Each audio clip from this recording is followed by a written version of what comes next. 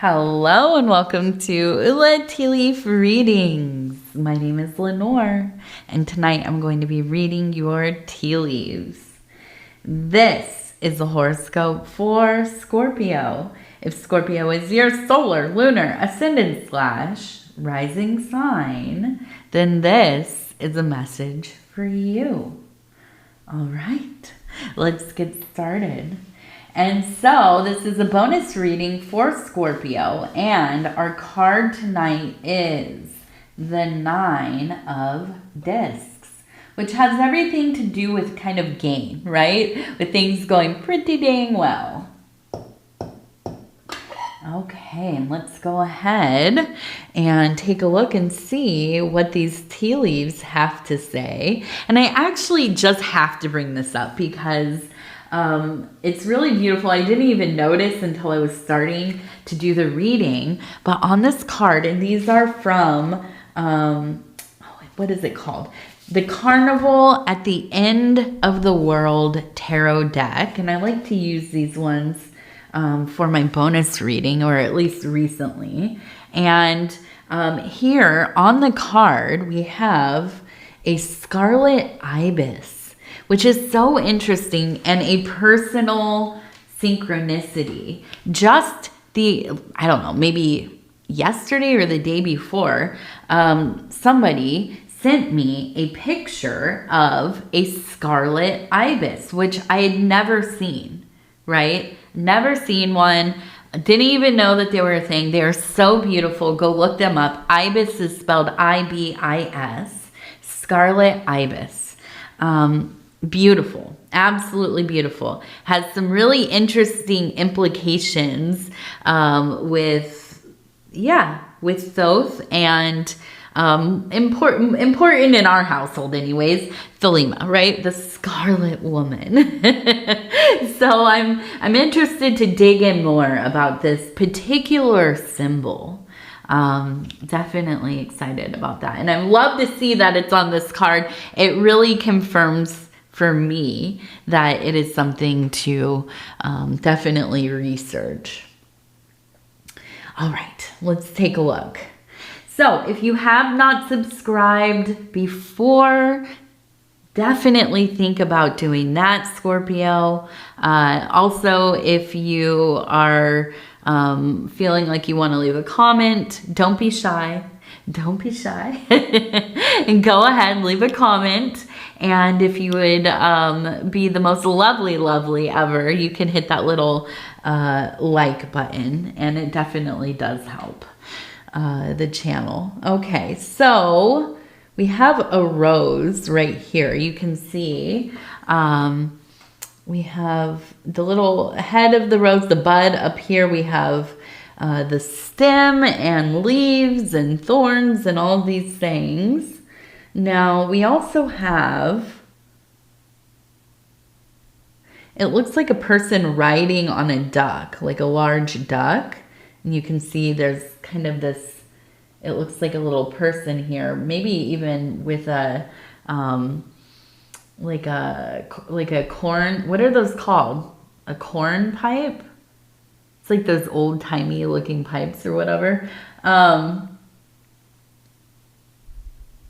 Definitely strikes me as being like it reminds me honestly of like a Russian fairy tale. A lot of large birds being ridden, right? Kind of reminds me of Baba Yaga, maybe a witch of some kind. Love this archetype probably more than any other. This is the medicine woman. This is the kind of stranger on the threshold. This is the seer, the oracle. If you can imagine in times before the now, there used to be, people who lived on the fringe of the tribe of society. They were often the doctors, the especially women's doctors and people who looked after children's health. There's, kind of this stereotype of like, the old hut in the forest, and you would have to like trek out there to get like a tincture for your, your infected tooth, or whatever. I'm just trying to think of like something something that would be painful enough to prompt you to go out there. This was a person who was probably living in a secluded lifestyle, maybe solitary, but maybe limited to their close family unit. They have a connection with the plant life, with the animals, the backyard spirits is what I like to call them. And so I'm looking at this and I'm feeling like definitely a sense of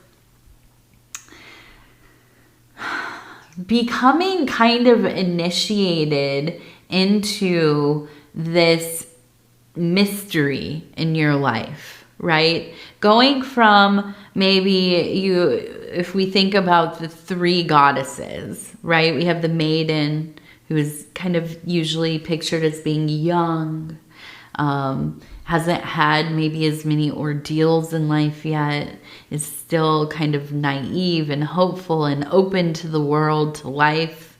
And then we have the mother, who is the middle goddess. This is the creator. This is the sustainer of life and abundance and growth and self-evolution. And then we have the crone, or the old woman, okay? And this is often related to, to being a seer, to being an oracle, to being a healer, a medicine person. And that, simply is because there have been many ordeals. There has been life lived. You shed a lot of the focuses that you might have. What you want when you're 14 years old is not probably exactly the same as what you want when you're 75, right? Now you might have some overlap for sure. But when you're, hopefully anyways, ideally, right? When you're 75, God willing, you maybe are not so worried about all of the tedium that you maybe were, so stressed about when you were young, because life is ever moving. Things come and go. What's not for you is not for you. You're not going to waste your hours chasing something that's going to break your heart. You are there, and you are in it, and you have lived, and you have lived, and you have lived, and you have lost, and you have failed, and you have, seen the spectrum that life is, the whole dang gamut of it. And that puts you in a position to really have quite a developed interior life, a connection to spirit. The veil is thinned. The veil may be fully lifted, right? So I feel like this is a time where maybe you are transitioning from that maiden phase into the motherhood phase. Does not mean that you have to be having a child or birthing a child, adopting a child, raising a child. No, it just means that you are coming into that middle place in life. Okay, a very grounded period of being. You are mastering your Malkuthian kingdom, right? Your physical world. And it could be that you are going from that place, that motherhood, into cronehood, right? Going into those later years, becoming initiated. Beginning individuation, right? The unification of parts of self. Whatever it is, I feel like more than ever, you are feeling confident in your being. You feel at home in your own body. Maybe This is a completely new experience for you. To maybe wake up one day and feel, I don't need to change anything. And what is changing by itself, what is happening, occurring naturally, I'm okay with that. I like to be in this body. This body has kept me alive. This body has kept me going. This body has done so much for me and continues to do so. And I love it, and I am in it, and I respect it, and I honor it, and so on and so on and so on, right? And I feel there's a sense of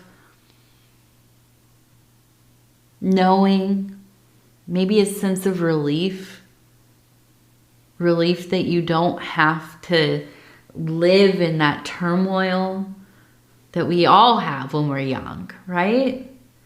I don't know how old you are, but do you remember, especially if you're a woman? Now, I can't speak to what it is like to be a man or a boy. I'm sure it's not that unsimilar, but I can say to be a 17-year-old girl, whew, right? The turmoil that is in that mix of hormones and insecurities and hopes and dreams and desires and, you know, just not having the emotional intelligence or even the impulse control.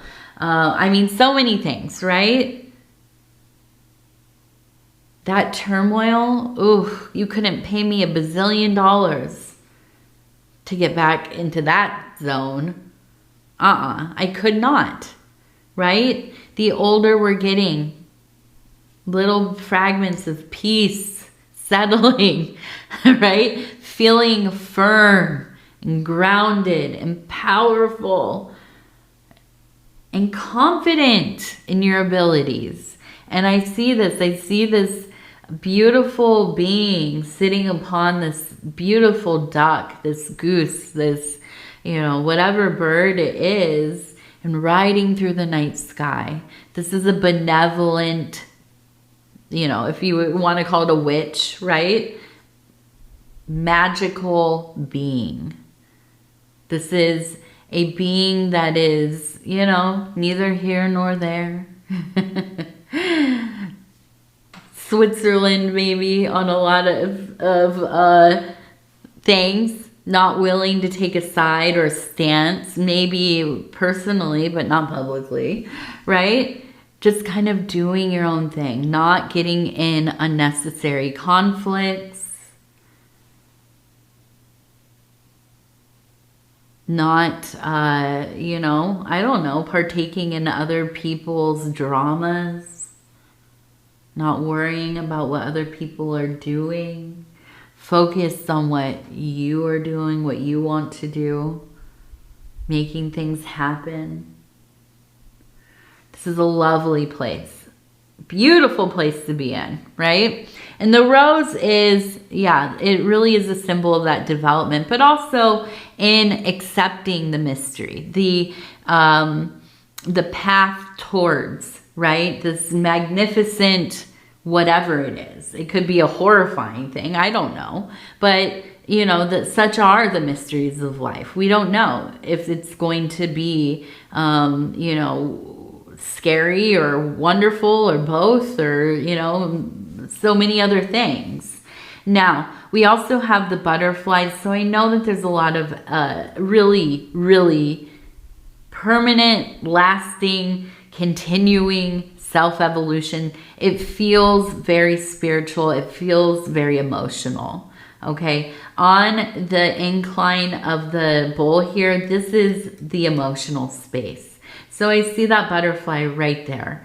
And I feel like this is like, you know, maybe for the first time in your life, you're also, when you do feel kind of stricken by that anger, that rage, that jealousy, the paranoia, the, you know, and I say this with love, okay, Scorpio, because listen, as I always say in these readings for Scorpio or for Virgo, right? I feel Scorpio and Virgos are so similar, right? We are very, very similar, and we have a lot of the same motivators and drives in life.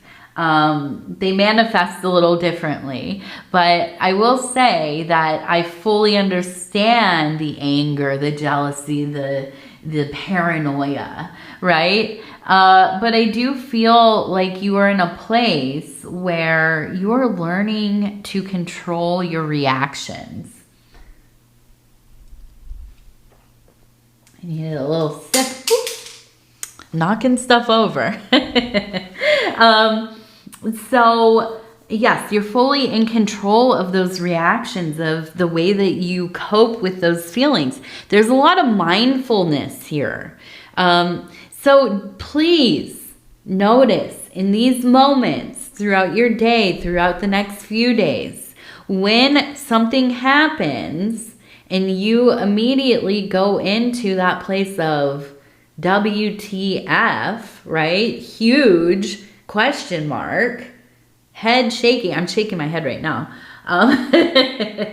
And instead of just letting it rip, you know, you pump the brakes a little bit. You allow yourself to slow down.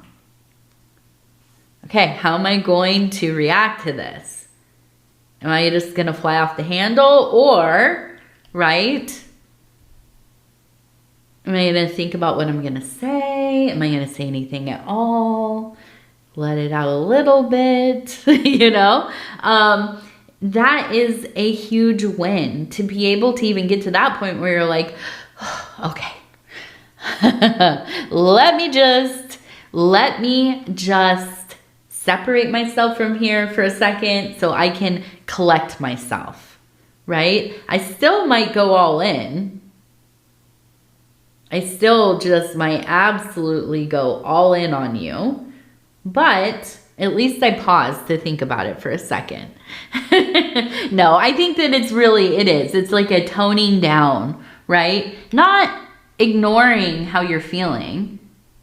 Don't do that. That's even worse. Don't ignore how you feel, but don't attach yourself to how you feel either, right? Because it will pass. This is something that we know as Scorpios and Virgos, right? We feel big, big things. Doesn't mean we're going to feel like that even in like 30 minutes, an hour and a half. Give me 24 hours. I will forget. You could have made me more mad than anybody has made me in, you know, months. And if you give me 24 hours, I will have forgotten probably. You know, it just, I mean, maybe not like the details of the situation, but I will forget how angry I was. Absolutely. So, you know, I think it is. It's all about just giving yourself that space to kind of decompress, come down from that high, that anger. Let it subside a little bit. And that is, I think, you know, really, really huge leaps and bounds of self-evolution when we can get to that point. Now, we also have an elephant here with the trunk up. So we know that we have, right, peace, prosperity, longevity, and, you know, ultimately a lot of abundance. And I think it's just really about being able to let yourself enjoy what is in the now. What have you worked so hard to obtain? How hard have you worked to build the life that you have? And how are you going to enjoy that? How are you going to get in there and really, you know, I don't know, experience all the stuff that you've done? For me, this is my big example, right? We recently moved in the last 6 months, and for the first time ever, we got like new couches. I've never had a new couch in my life. So I got a new couch. Super excited about it. Not like super fancy or anything, but you know, whatever. It's a couch. And I've literally sat on it maybe like 2 or 3 times in the last 6 months. My husband maybe once or twice. And that's just because we're so busy. We have so much going on. We never have time to sit in the living room and like watch TV or whatever. Then now let me just also say there's also like the dining room area is there. So there's a table. We sit there mostly. But we're not in that space unless we're having dinner or doing homework with my daughter or whatever. And I've realized I want to be able to sit and enjoy what we have built together, what I have built in my life, what my husband's built, what we've done together. And I have to prioritize that because when you are busy, when your life is full of stuff going on, a lot of responsibilities and you know, errands and chores and tedium and, you know, this and that and work and whatever, you have to intentionally make time to do things like sitting on your couch. And so I look at this and I'm thinking, yeah, how do you immerse yourself? What are you going to do? You know, what are you going to do? What intentions will you set to be able to enjoy the things that, and I don't just mean material, right?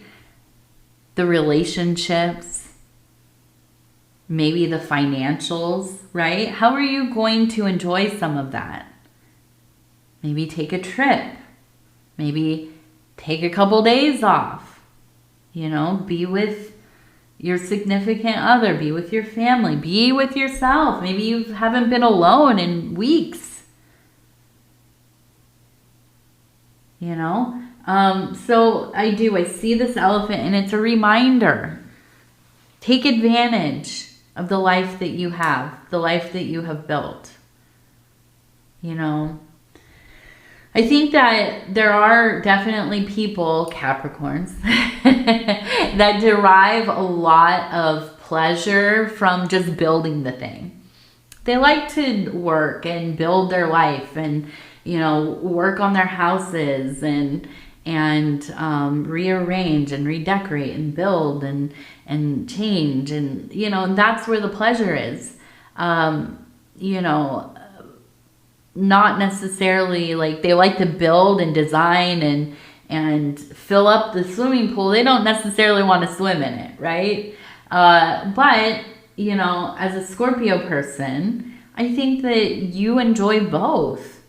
You enjoy the work, but you also enjoy being able to indulge in whatever it is that you've worked so hard for.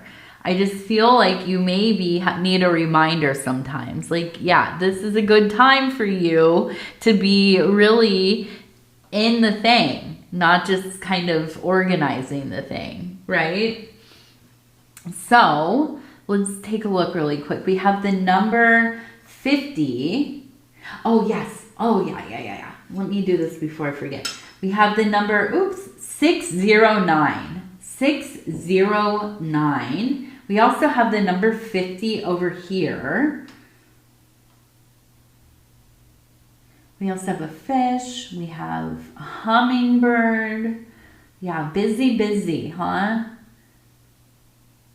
Busy multitasking. You have a lot going on.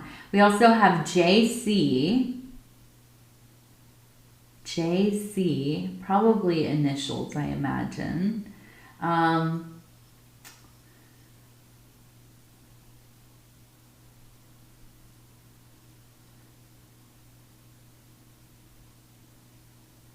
So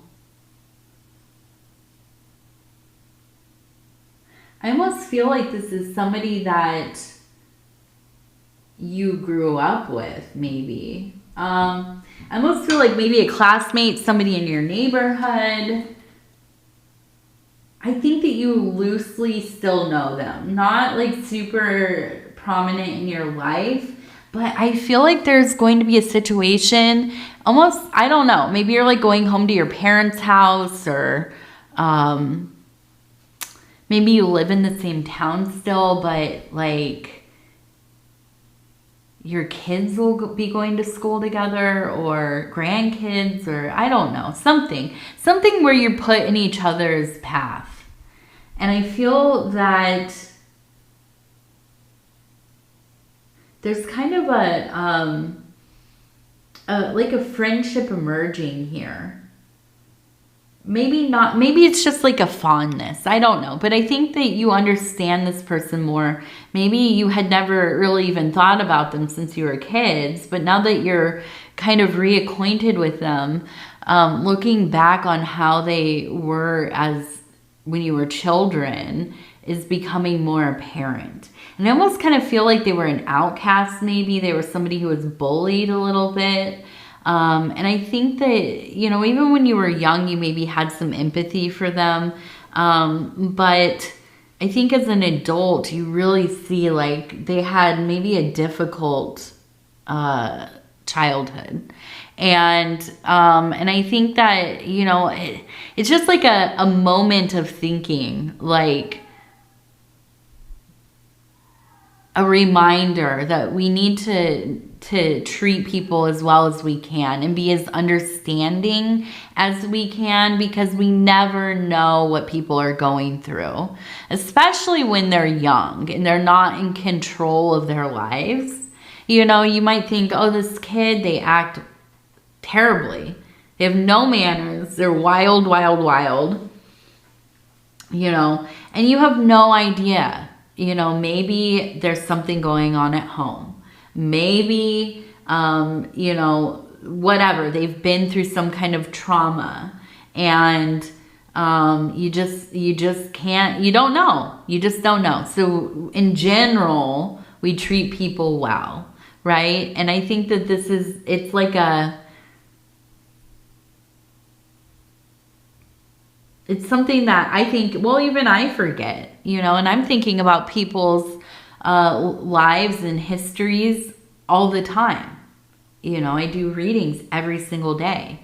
So, but then I go out in the world and sometimes, you know, I'll encounter somebody who I find difficult or, you know, hard to be agreeable with. You know, or somebody who makes me feel unsafe, or whatever it is, you know, and I have to remind myself that, yeah, I have no idea what's going on with this person. I need to try to limit my judgments about people, and remember that, you know, we all have things. We absolutely do. And so, here we are. Here we are. And yeah, let's move on. Let's go to our self-care affirmation cards. It's my last reading. I don't know. I had a few moments today that were just so, they just overtook me. And I mean, just impressions of things coming through, interacting with people that have really intense kind of energies. It just kind of really brings a lot of imagery into my mind when I encounter certain people's energies, and it can be really like exhausting. You know, it's amazing, especially when I encounter more than one person within like a few hours, where I feel strong kind of messages coming through. I don't know how to explain it exactly, but yeah, I'm like, okay, I'm getting to the end of my candle wick here, right? Okay, let's go ahead and we're going to stop where it feels right. And yeah, I like this one because it's worded funny. Crystal clarity. I have focused clarity. The universe provides for my desires. with abundance as I become clear as crystal.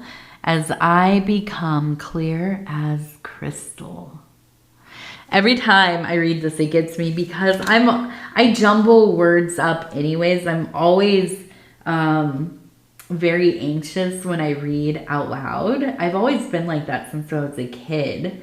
I did not like having to read when we were in school. You know, like we would be reading a novel and each person had a paragraph or whatever. Ugh.